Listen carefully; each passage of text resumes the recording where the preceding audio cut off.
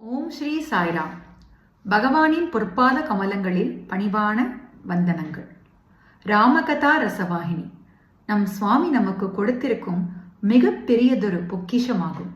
ஒரு தாயாகவும் பாலவிகாஸ் குருவாகவும் குழந்தைகளுக்கு நற்பண்புகளை சொல்லித் தருவதற்கு ராமகதா ரசவாகினி நிறைய மேற்கோள்களை கொடுத்து உதவுகிறது.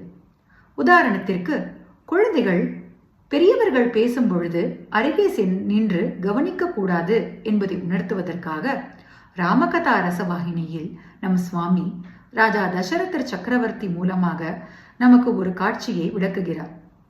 ராஜா தசரத சக்கரவர்த்தி தன்னுடைய குமாரர்கள் எவ்வாறு கல்வி கேள்விகளில் சிறந்து விளங்குகிறார்கள் என்பதை அறிந்து கொள்வதற்காக குரு வசிஷ்டரின் ஆசிரமத்திற்கு செல்கிறார்.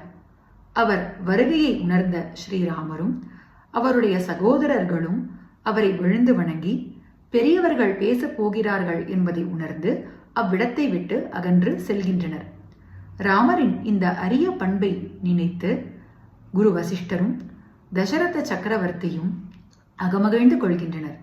மேலும் வேர்ல்ட்லி நாலேஜ், உலகாயத்த கல்வியை விட பரவித்யா, ஆன்மீக கல்வி என்பது அவசியம் என்பதை ராஜா தசரத சக்கரவர்த்தியின் மூலமாக நம் சுவாமி நமக்கு எடுத்து எம்புகிறார். இப்படிப்பட்ட அரியதொரு விழுமங்களின் கலவையான ராமகதா ரசவாகினி என்ற அமிர்தத்தை அனைவரும் பருகி நம் பகவானின் நற்பேரினை அடைவோம். ஜெய் சாய்ராம்.